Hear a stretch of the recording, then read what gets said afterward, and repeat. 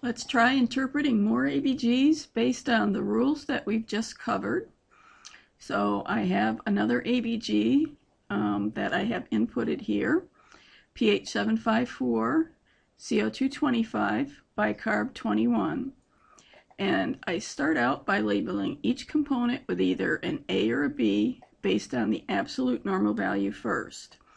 So 754 compared to the absolute normal value for pH is higher, and that makes it more basic. Higher is more basic, lower is more acidic. So I'm going to label that with a B for basic and move on to my CO2 of 25. Compared to the absolute normal of 40, it's lower, and because CO2 acts as an acid when there's less of it, then it is basic. So I'm going to label this one with a B for basic. Finally, I look at my bicarb. Compared to the absolute normal of 24, it is low. Bicarb acts as a base, so when it's low, that means it's acting in an acidic fashion. So I'm going to label it with an A. Next, I am going to fill in whether this is acidotic or alkalotic. Since the pH is basic, then I'll fill in alkalosis here. Next, I have to figure out whether it's respiratory or metabolic. So I see which of the two possible factors match up to the pH. And it's the respiratory factor that matches up because it has a B, this has a B. So that makes it the causal factor and this the compensatory factor. So I will label this as respiratory. And finally, I look at my pH to see is it in range. The range for normal pH is 735 to 745. pH of 754, therefore, is out of range. So it is out of range, and therefore it's not fully compensated. I now have to look at my compensatory factor, which is the bicarb, if it's in range or not. Since the normal range is 22 to 26 and it is lower than that, then it's out of range. That makes it partially compensated. So I will label this with partial. So the full interpretation is a partially compensated respiratory alkalosis. So I start over with a new blood gas, 723 pH, CO2 60, bicarb 23.9.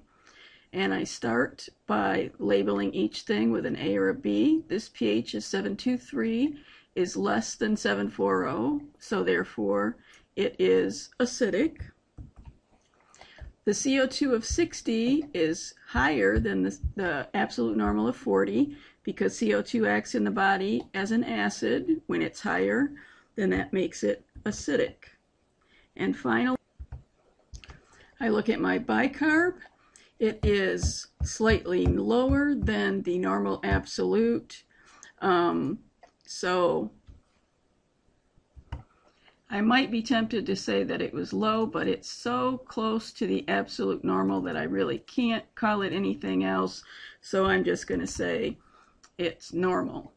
So I need to fill in acidosis or alkalosis next. This is acidosis. So that's what I put in. Now I look to fill in my respiratory or metabolic. Which one matches up? Well, it's respiratory. So I have a respiratory acidosis, and now I have to see if it is in range for the pH. The normal range for pH is 735 to 745, so it is not in range. Therefore, I look at my compensatory factor.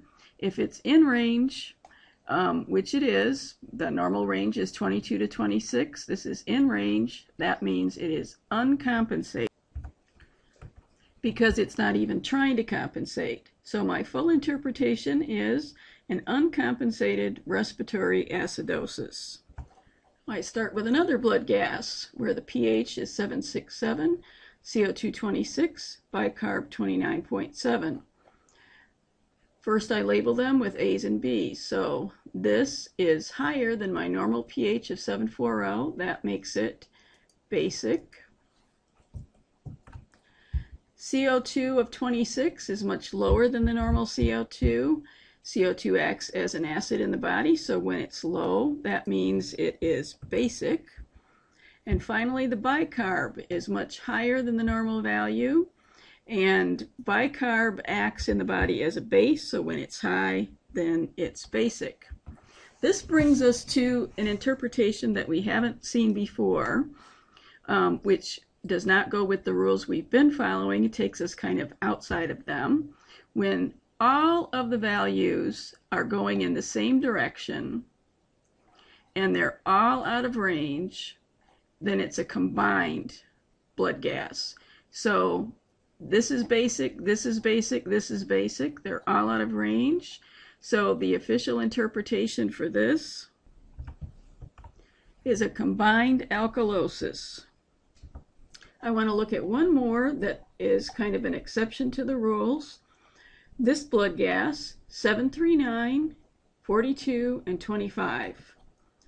This falls in the normal range for pH. This falls in the normal range for CO2, and this falls in the normal range for bicarb. That makes every single one of these normal, and when they're all normal, then the interpretation for the blood gas is just normal. I have a new blood gas to interpret, pH 738, CO2 72, bicarb 41. I start out following my rules and labeling each component based on the absolute normals.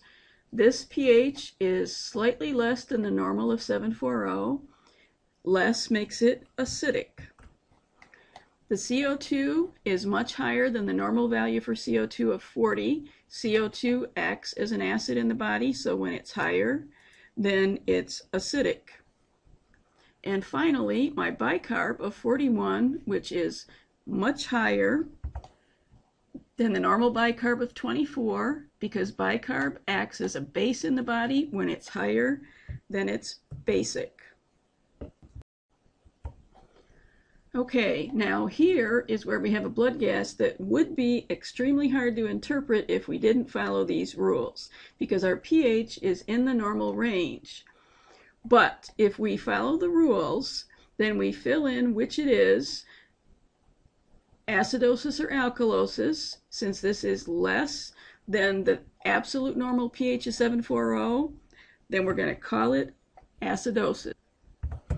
Even though it's only slightly acidotic, it's the only way we can get a complete interpretation.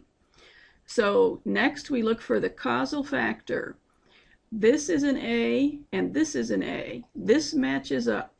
You assume that the blood gas will never overcompensate. So therefore the causal factor has to be the one that matches the pH, which makes it respiratory. So my final step, look at the range of the pH. Is it in range? It is in range. That means it's compensated, and you are done with this interpretation. If you keep drilling, practicing with these rules, then you should get a correct interpretation every time. We have to go into more detail later about what all of this means, but for right now, you should be able to get basic interpretations of blood gases correct by following this method.